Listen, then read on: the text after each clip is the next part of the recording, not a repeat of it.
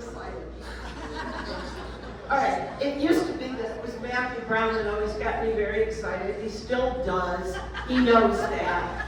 But he's our Matthew Brown. He's our vice president until 4 more days from now. And then he is our president. And he's a wonderful speaker. He's from France, and we welcome him. And he is going to be doing the interview with none other than, let me introduce you formally. Now I'm new to this, doing it off my phone. It's scary for me, but I'm trying. This year's theme, a button revolution, which you've all been fighting for the last week to get those buttons, celebrates 250 years of buttons in America on Fashion. Few artists have done more to revolutionize the way we think about the button than this evening's keynote speaker, Beau McCall, AKA the Button Man. Aha.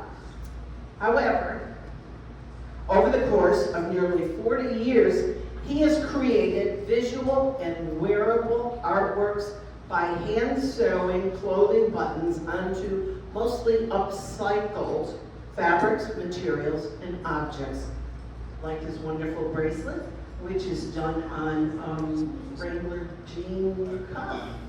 Yes, it's 25 years old, and it's fabulous. And Susan was not able to buy it from him. No matter how much she painted her beautiful eyelashes. His work, which explores themes ranging from pop culture to social justice, has been exhibited nationally. We've all read about it in all of the magazines and wondered just who this button icon was. He was bigger than big. He was bigger than us. Of course, he would never come here because he's Beau McCall. He's famous. But guess what? He's here. He's here. And we are so lucky. He has his work in major institutions, including the Getty Research Institute, the Museum of Art and Design, the Peabody Essex Museum, and the Rhode Island School of Design.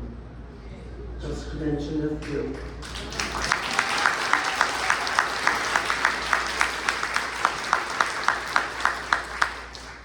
This evening he joins us for an intimate conversation about art and identity and the revolutionary possibilities of the humble button. Please welcome Beau McCall.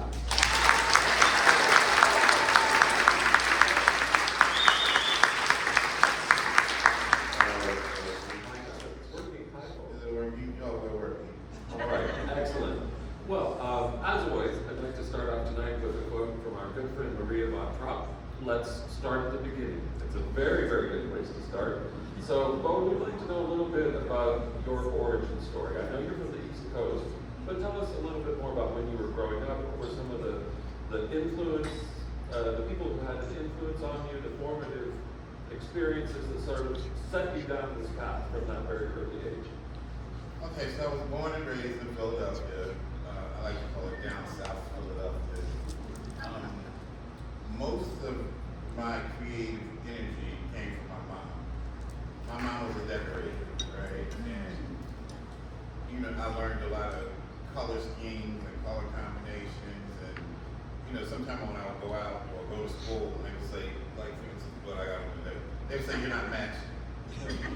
And I would look at photographs or portraits, and my mother would be like, oh, well, it matches from the waist up, or the left side of the photo is all the color combination, and then the right side of the portrait would be something totally different.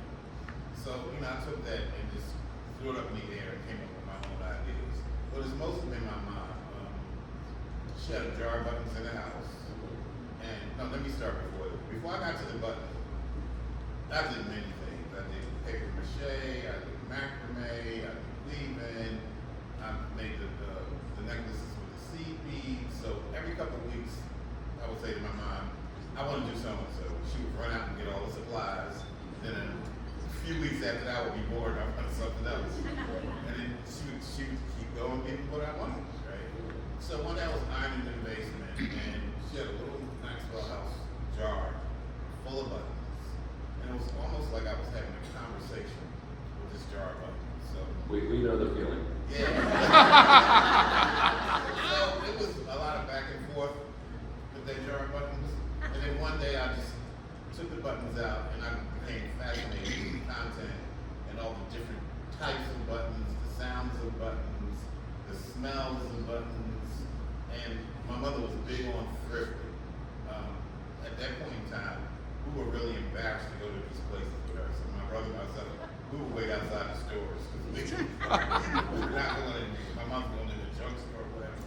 And then one day we just her and myself together and it started raining. So I had to go inside. So that's when I discovered what she was doing. She was really curating stuff for our home and stuff that we would wear to school. She would clothe us, right? And people didn't know, so we didn't care. And then she would do stuff like, she would go shopping, and she would come back and she would say, oh, I saw this dresser on Pond Street. I want you guys to go in and get it. We'd be like, you want us to trash big? You want to bring this? You want us to bring this all the way home, lug it back? And we would do it. She would clean it up and it would become a part of the house. So it started like that. So back to the jar buttons. After she saw I was interested in the buttons, when she would go out on her missions, she started sourcing buttons.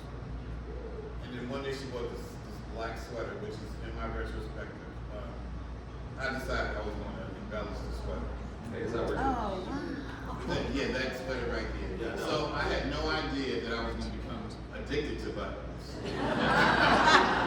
None of us did. Yeah, so I just started randomly just sewing buttons onto this sweater. I think it took me maybe 6 months to complete the front and the back. And disco was big at the time. So I wore it out to the club and everyone's like, oh my God, who did the sweater? Who did the sweater? I'm like, I did it myself. And it started from there. What I didn't know that it was knit. And when I first started wearing it, it was on my hip. But as time went on, it went down to my knee. So, then that's when I transferred over to denim, and then I moved to New York. Okay, and so could you tell us about who's in this picture? I think you have a better view of this. Okay, so this is Lois Alexander. She was the founder of the Black Fashion Museum in Harlem. She made it accessible for young black guys like me who didn't get the opportunities on 7th Avenue with all the major designers. So it was an outlet for us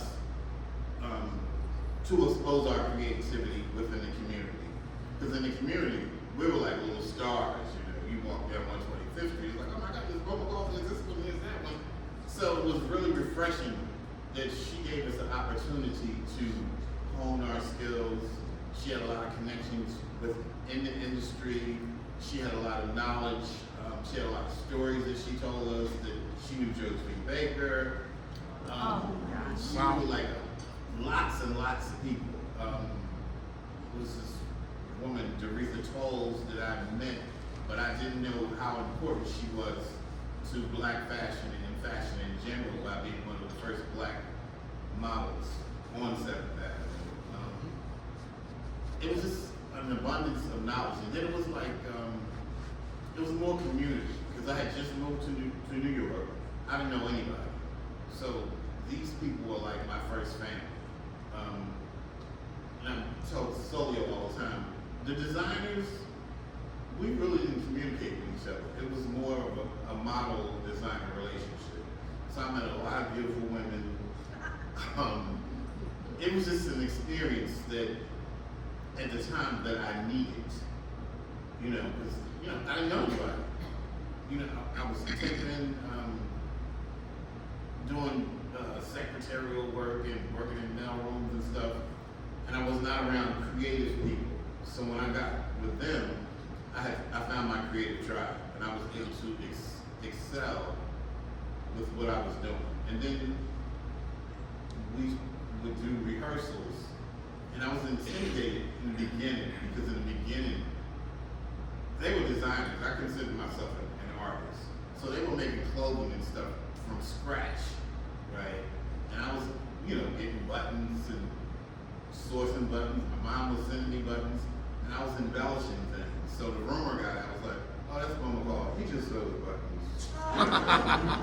It was one of those things. And then Women's Wear Daily dropped by, and we all know Women's Wear Daily is the Bible of fashion.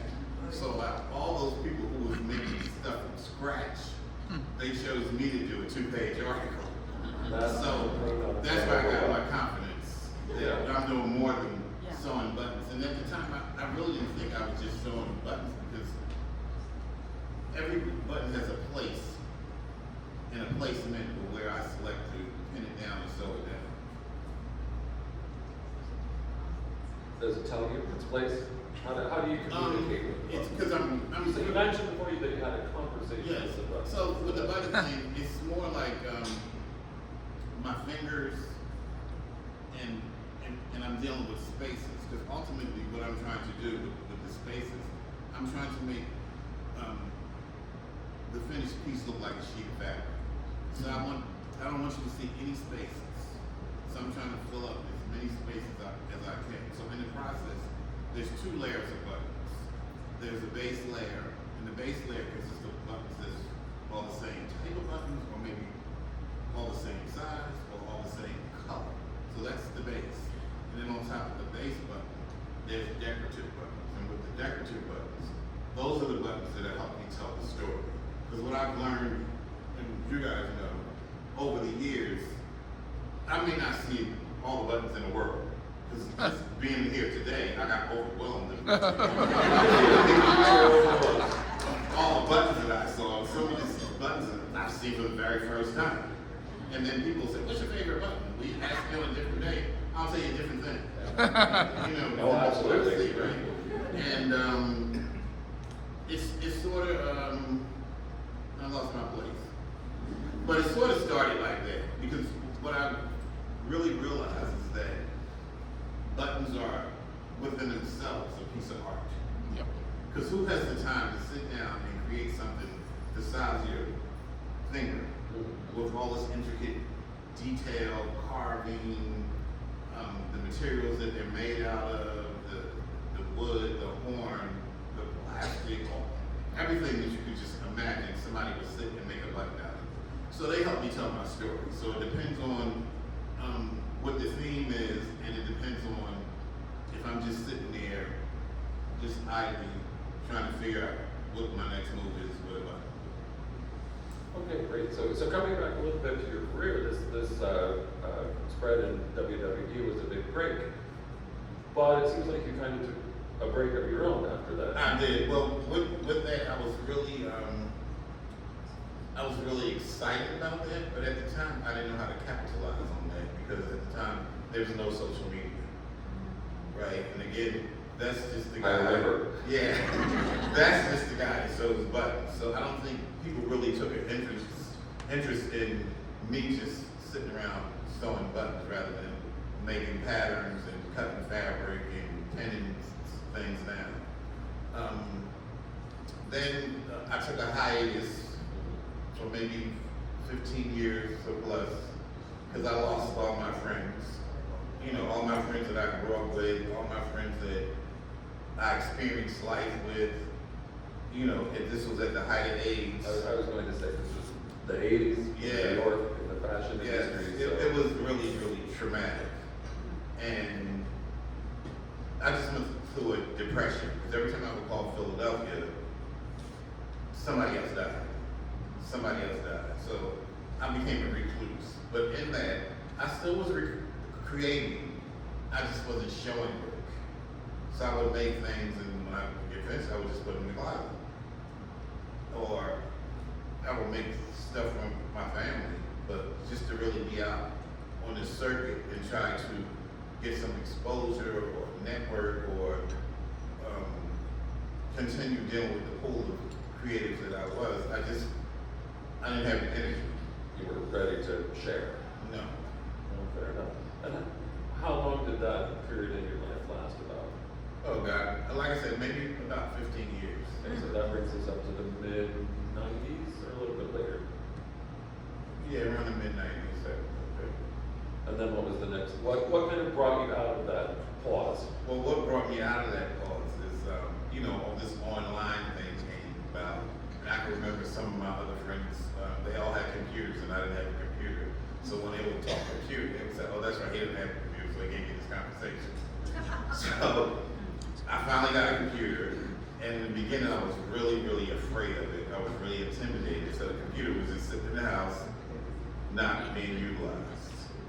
And the same thing happened with the phone. I didn't think I needed a cell phone. And then one day my pocket started buzzing and I didn't know what it was.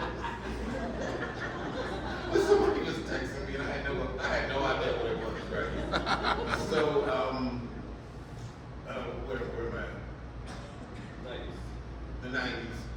Oh, okay, so then I'm online and I'm on this site, meet different folks. And I met a couple frogs. I know you're not talking about French people that way. Anyway, Well, moving on. I met a couple frogs, and then one day I met a prince. And Well. there's my prince right there in the orange hat.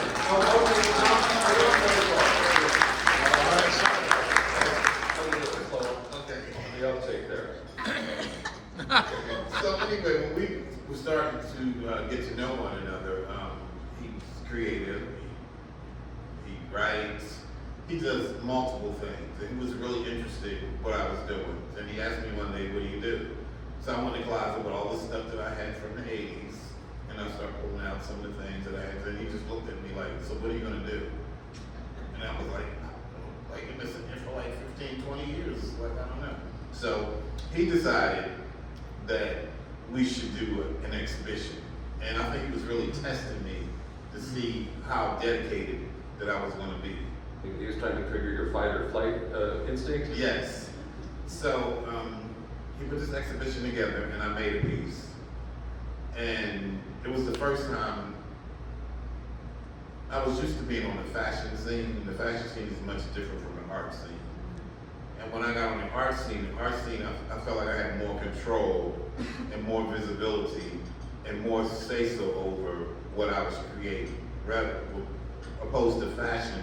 Fashion likes to dictate what color the season is, the hemline, all this ridiculous stuff instead of just whatever you feel. And I feel in an artistic way, it's all about what you feel in your moment. And then you create and you produce whatever it is. It's not like you're sitting here trying to follow a trend or follow your best friend or whatever you see on TV. It's more of a personal process. Yes. Communicating what you need to say. Yes. Absolutely, great. And then what happened next? So after that, Solio started producing shows. Okay. And then we started, we're in Harlem, and we just started this buzz with us. And he started doing all these different shows, and we started meeting lots of different people. We started traveling, and the life changed. It changed in a huge way. It changed in a way that I hadn't imagined it being changing. I just thought I was going to just sit in the apartment and just make stuff and be a hoarder of my own things. So, everything on. But life changed for the better, and we're just trying to continue the momentum and continue the buzz. Well, and here you are with us tonight Yes. to take another step in that mission. Yes. But I think, I think that's a pretty good overview of kind of where you're from and where you are. And if we could go into the slides, maybe to talk a little bit more about your creative process and your techniques, I'm sure everyone would really like to hear more about that. Is that, I can't So, see the screen, this is button armor. And I describe button armor as protection. Button armor is where you can be seen, where you can be identified with. I can remember as a kid going to museums and going to gallery shows, and being in the room with all these different artists displaying their works, not knowing who the artist was. So when it became my turn to officially be an artist, I needed something to identify myself with the work. So I started creating things. So when you walk the room, they say, you know, who is that? Oh, there he is right there, the guy with the microphone. So that's part of how I became Button Man. It's like, you can identify me when you see a button. So even since we've been here, we've been adorning ourselves with buttons. So part of that is to get you to pay attention, to get you to notice me, and then we can evoke and have conversation and talk about what I'm doing, how I'm doing it. And you know, some of these people that I meet, they're working with buttons too, and we just share information and share stories. And this piece right here, it morphs into my little headpiece. So this is buttons on chicken wire. And as a kid, I learned how to weave. This is like they taught us how to make these keychains with 4 strands. So it's like a 4-strand braid that I braided the chicken wire together. Yes, this is what I learned in camp. And again, coming up as a kid, I grew up in public housing. And during that time, I thought we was in heaven. Because my cousins and all, they lived in a big old house. And I'm like, we're in this project. We had an amazing view. It was great people. They had all kinds of programs for the kids during the summer, after school programs, day camps, overnight camps, and that's where I was introduced to craft. Okay, so does that back all the way to that summer camp? Yes, yes. I used to be a camp cat, so I don't think any kids I ever worked with were that inspired by anything I ever did. So I didn't like all of it, now. Okay. But it's great that you have that little something that you never knew was going to Yes. to become your life's work. Anything you want to add about button armor before we move on? That's it, Bennett. This next slide is another version of button armor. So this is button armor over a caftan. So same thing with chicken wire, and I had bags of metal buttons and these plastic buttons. So I just put a color scheme together, and the chicken wire is macrame. And then there's my beautiful model. So, you know, sometimes it's in the moment. Most of the time, you know, it's a lot of messaging in the work.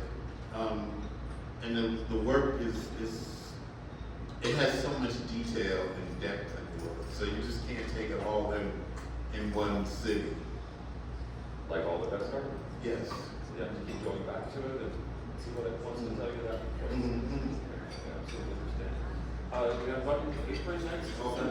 Button apron. Now, button apron, get back to denim. 95% of my work is on denim. So some of the pieces go from 5 pounds to 500 or more pounds. Denim is the only thing that can really sustain the weight of the buttons, right? So here is a pair of denim jeans that I split in half. I cut the back of the jeans out. I don't know whether you guys remember the late 60s, early 70s, where women used to wear these denim skirts. Yeah. And a little triangle in the middle that you would fill in. Oh, yeah. We all Well, did that's that. the version it is. But it's just the front part. I cut the back out. And here, this is black target. This is me using buttons as language. So black target, I did this during Black Lives Matter. So in the circles, it's the round circles, which has green thread. And the thread is very important in the process, because a lot of times when I get buttons that are dull and lifeless buttons, the thread helps me elevate the button. So here, this is the Pan-African colors, red, black, and green. So I chose the green to go around the circles. And the circles are targets. So in one button you see Martin Luther King, and then the other button you see Malcolm X. and then the top button is the top button is a red hand, so it's like, don't shoot me. So this is, being a black man in America, this is some of the things that we go through on a daily basis, just trying to navigate life. You could be somewhere minding your business and somebody just harassing you for no reason. So this is speaking to that issue. Absolutely. And I think we have next the do-rag. Yes, the do-rag. And this is again coming back to the Black American culture. Yes. Culture, Yes. so Yes. that seems to be a theme. We Yes. see a lot. So with the do-rag, people who are of the culture, a lot of times when you see young black guys with these do-rags, not this do-rag. But when you just see a regular do-rag, we wear do-rags to maintain our hair. So it's a part of our regimen of self-care. So when you put a do-rag on, you're trying to lay your hair down and get your little waves and get your hair to do a certain thing. I never have to worry about that. So in this case, I'm addressing that situation, but I'm elevating the do-rag. I'm making the do-rag very luxurious. Again, if you ask me on any given day what my favorite buttons are, I still am in this stage where I love clear buttons. This is something about how they reflect light with no color. So here I'm using clear buttons on shirting fabric, and then the buttons that I chose were commissioned. So it's black hair care products, it's black hairstyles, it's the tools that we use to maintain our hair, afro combs, afro picks, and I'm sharing this with somebody who would not normally use these products on their hair, etc. Just like me. Less good. Easy hair. I think we're ready to move on to the red bathtub. Okay. I should have known from the Yeah. oohs and ahs that that's what's on the screen. And this was for a Broadway show, is that correct? No, this is based on Intozaki Shange's Broadway show. Oh, it's based on the show. Who have considered Suicide When the Rainbow Is Enough. So this is another show that Solio curated. I Found God in Me. It's a line from one of her poems, right? Right. So when he came up with this idea, all the participants had to select a poem that they were going to interpret. And I saw this version of Color Girls on PBS, like maybe in the 80s sometime. And the actress Lynn Whitfield, she portrayed this woman in the poem. And I can still see her oozing across my television screen. She was just so sexy. And I never forgot that image. And in this scene, she takes a bath in all these crystals and flower petals and glitter. She cleanses herself in this potion that she makes. So I'm recreating that in this tub. So if you look closely, you can see the silhouette of her body laying in the tub. Yeah. You see her shoulders, her breasts, her arms, her hands, private parts.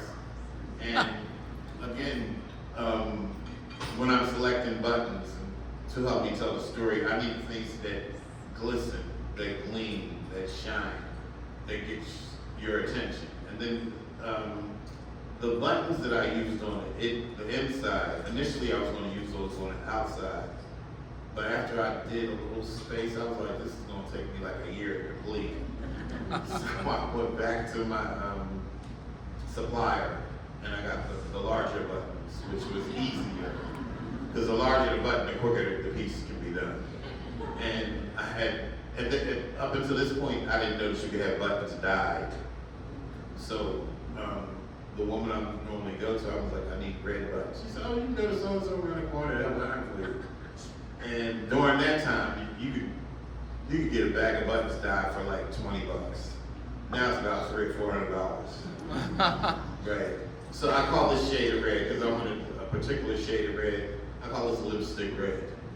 And they dyed in this shade. I love this shade. And then the finished product, this took me 6 months. And up to that point, this was the most physical thing I had ever created. So the tub was on its side, it was upside down, it was inside out, I was laying on the floor on my side, I was in the tub. It was crazy, but I got through it. And this is one of my favorite pieces. Well, it's iconic. There's no other word for it. Things. And now I think we're ready to move on to ABCDFU, Yeah, so which talks about their school days. yes. So how many people here went to Catholic school? Raise your hand. Okay, so you know about the nuns. You know about all the punishments, okay? So, A, B, C, D, E, F, U, emphasis on the F, U. This is my response to the torment and the brutal treatment that they gave young children. You know, just for stuff that children did, right? I can remember, you know, the writing on the blackboard, do not talk in class 100 times, then putting bubble gum in some of the girls' hair, the paddle that they drill holes through to catch the air. We have those in public school too. Oh, no, you didn't have to Not like that, not like the Catholic. We have the same paddles. Oh my God. It was worse because these ladies, you know, you preached all this prayer all day, and you talked about God all day, and then every little thing you did was a punishment.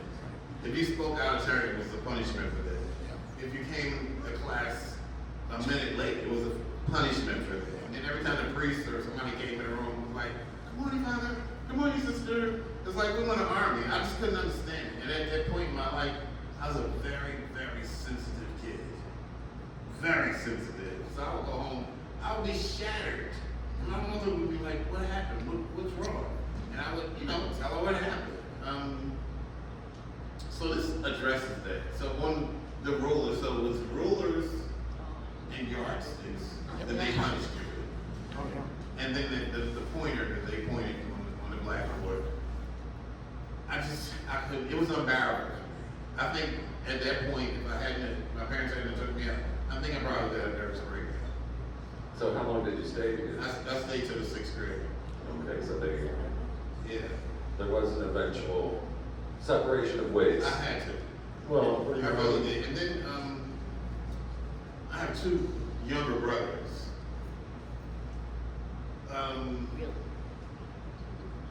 know how to describe them, but they were more physically athletic. They were more aggressive. I was just very, very shy, very introverted. Like if I came to your house, you open the door and I would come in and I would stand here until you told me to come all the way in the house. Or my stomach would be growling and say, "Would you like something?" You know, like, "No, thank you." I would be petrified. So these nuns, they just had me in a frenzy. So this is for them. For Sister Frances Ball. Oh my God. Okay, well. She was so mean. She was really, really extremely mean. Yeah. A lot of them, but she was a mean one. But I got my revenge on her one day. In Philly, we had, I think it was the Easter parade. And my little sister she's a baby. So I was at the stroller and I took her out to the parade. And she wanted to pick my sister up out of the stroller. I was like, "No, you can't touch her." My mother said, "You can't touch her." I got a great Good for you. pleasure out of that. But in this chair, I can just remember just sitting in the chair, just being tormented, physically and mentally. Yeah, I can't even imagine what it's like to deal with that every day at school, with a place where you're supposed to be safe and cared for. Yes. Yep. And It's then hard for me to imagine. I can remember we would get our annual photo done, and most of the time we wore blazers. We went to school like little businessmen. Because we get these little attaché cases that were our. Now, I bet that was a cute look on you, It though. was really good. But then, you know, I got Do we tired. have a slide of that? I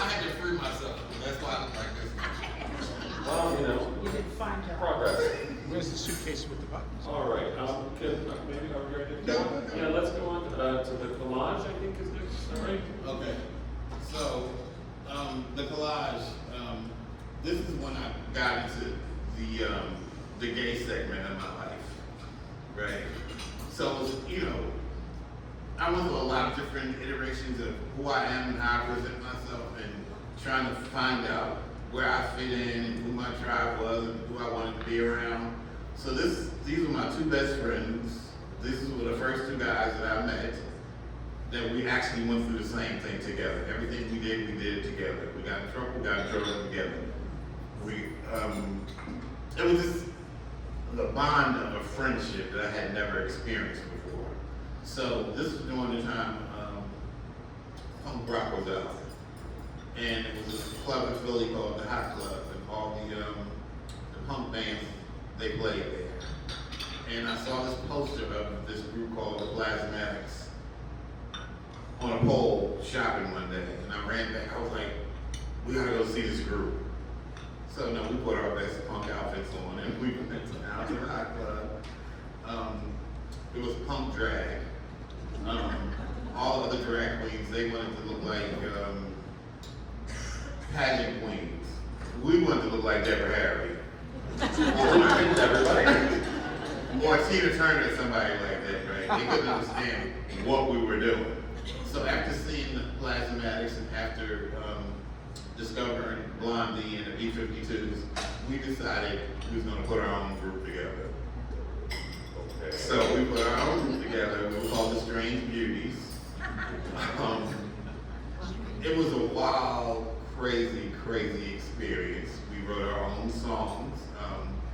Some of my cousins are musicians, and some of their friends, we all wrote together. So I convinced them to play for us, and they played for us. And we did our thing. I think we really only got a chance to perform, but it wasn't so much of performing.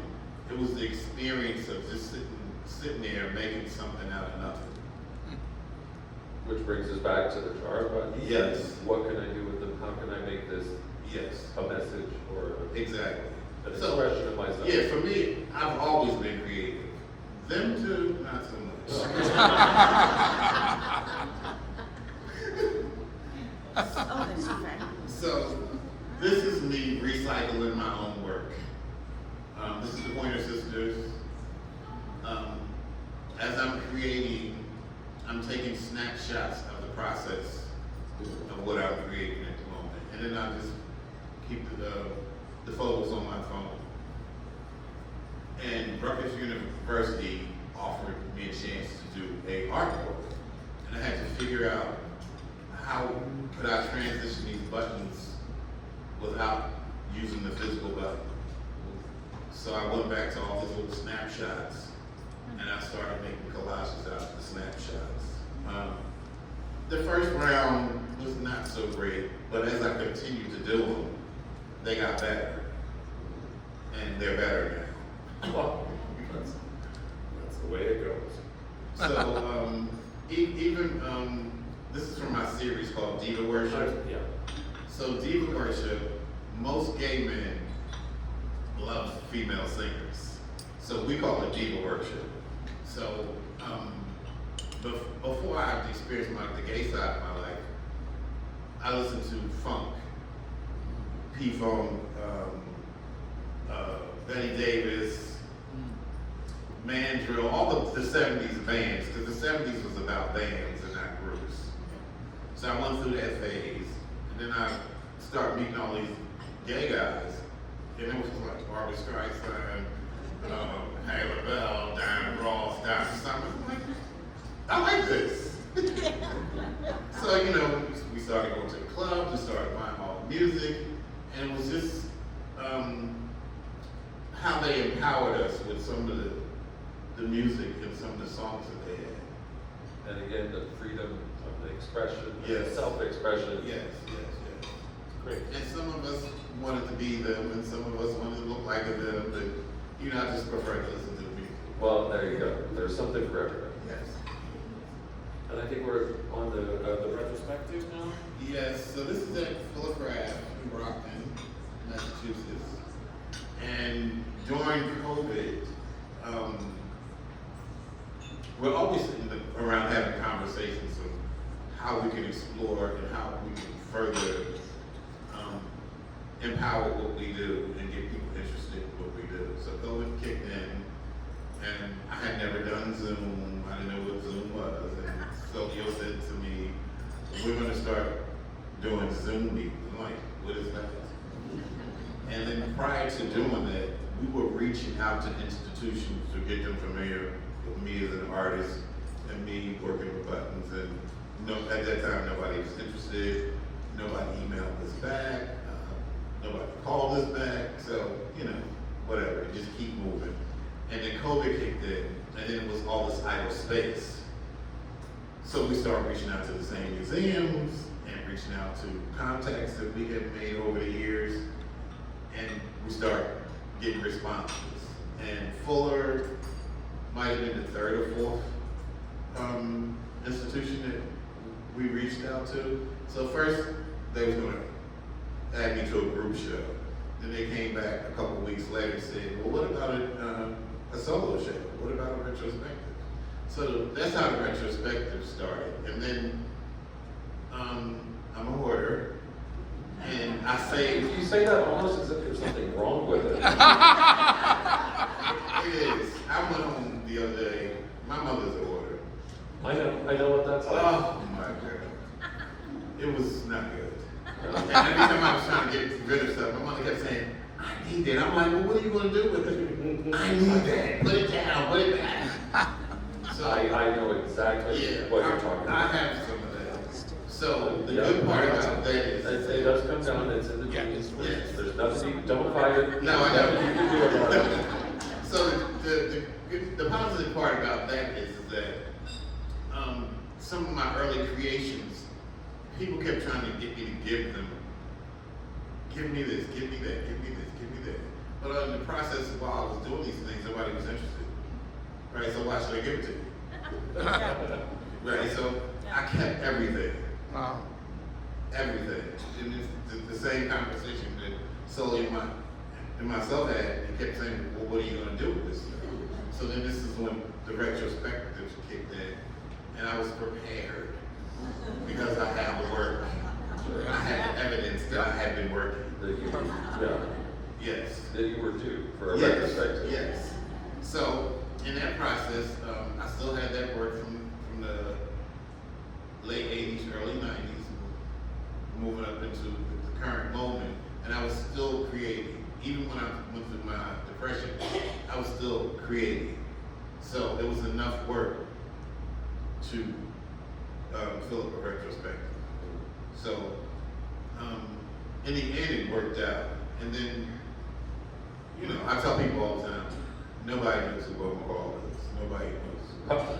I think there's a few people here who disagree with you on that one. So, we get to Fuller, and, it's opening night, and I was in awe and shock of all these folks that came out for me, all the people who really knew and appreciated what I did. And I'm still kind of like, is this really happening? I'm processing that still. It's hard to imagine that someone who's been so successful would still No, you know feel what? a little bit of that. So no. In this, I've had a lot of highs and lows, and then, sometimes with some of the highs, over the years, people have promised me all kinds of things that never happened. Because I can remember I would go out and meet people, and I would call home and call my family and say, "I met this person, and they said they're going to do this, that, and the other." Yeah. And then nothing would happen. And then my younger brother called me, and he said, I said, "I was at a party, and LL Cool J, and this person was that, that." He was like, "Did you make any money?" And, oh God, who was it? Front of Women's Wear Daily article. I forget who this person was, but she got like 3 jackets from me. She didn't ask me how much they cost, she just said what she wanted. And I was like, okay, this is somebody who's really serious about my work. I think at the time I might got a check for maybe $3,000, so I blew it up. I sent it to my brother.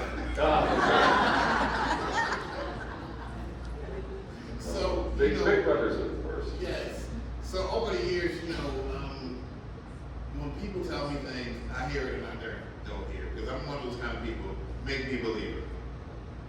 So in the past, I'm gonna say in the past 12 years since Olio and myself, we've been together 16 years. So in the past 16 years, the momentum is steady. It's going. And then, you know, it's hard to find a partner where you share the same ideas, the same enthusiasm, the same work. We do different things, but it crosses over and it's married to what we do. So that makes it easier. Yeah, that does. You always have somebody in your corner. Yes.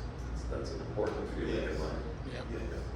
So, after 40 years as the Button Man, what can you tell everyone here about about the relevance and the importance of buttons? What words of wisdom? Well, I would say this: if you love buttons, stay dedicated to the button, stay focused to the button, because anything can happen. Because when I first looked at it, a button is a fastener that we take for granted, that we wear all day, every day, and we just fasten our clothes, we put them on, we take them off. But the average person doesn't really look at the creative side of a button, or how it's made, what it's made of. They just look at the function. So I would like everybody to elevate their buttons, because I know a lot of folks here that are collectors, and you're framing buttons so people can see your buttons, and you have rare buttons that sometimes you don't want nobody to see them, you don't want nobody to touch them.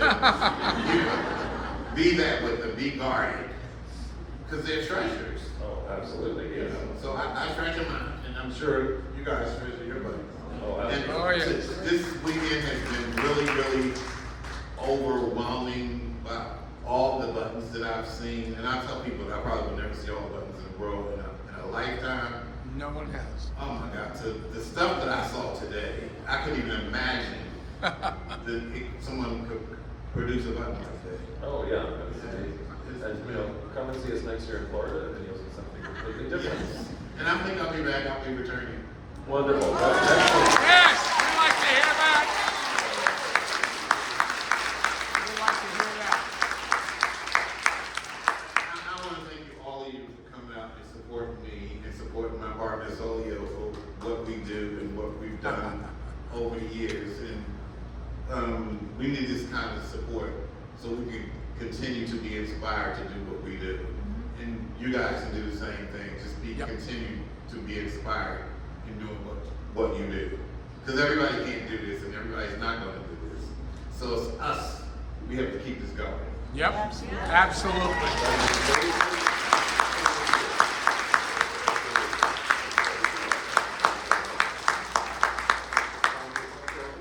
For questions? Vicki, did you have Yes. something else? Oh, I do have something else, and then we can open it up for questions. Would you like to take the mic? Oh, I would love a mic. You know I love a mic. Come on, you asked her if she'd like to take the I should mic. need to ask the question, should I? I should have been a comedian. I'm gonna go for that next. We are thrilled to have you here. I think everyone in this room feels like we are the honored people. And on behalf of the National Button Society, we would like to present you with an award to honor you. And yes, if my Vanna would come up, please. This is for your exceptional contribution to spreading the joy of buttons. And this is it was designed by our publicity chair, Kendall, and that's what it says. Beau's Award for the exception, and it's in the shape of a button, and it's crystal. And we love you. Absolutely love you. Yes, rock that scarf. It's a first edition. This is the first year we've had button scarves. And so, thank you so much. And I know that as soon as he's done, Beau would like to go into the back. There was a table, but maybe there's not. Maybe you want to do it right where you are. Can you do it there? And people can come up here and say, He's got books for sale, which he will sign. How much are they? $35. There's only We only have 11 left. 11 left. So don't kill each other to get here. Don't, okay, this is from his exhibition. And thank you for this. And we will open it up for questions and answers first, and then the sale of the book. I want to stand up and say thank you. This is my first award.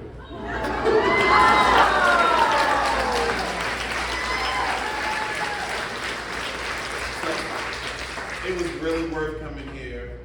I call you all ladies all my platinum ladies. Wait a minute. Wait. Some of you ladies are shooting with the platinum, but you know who you are. Thank you, thank you, thank you. I feel so overwhelmed, and what really makes me feel good is people finally took notice. Like, it's been, what I like to say to young people is, whatever your dream is, whatever your passion is, stay focused. Absolutely. Because it's not gonna happen overnight. And it has to be something that you're really, really passionate about, that in the end, it will pay off. And it's paying off. What do you say, everybody?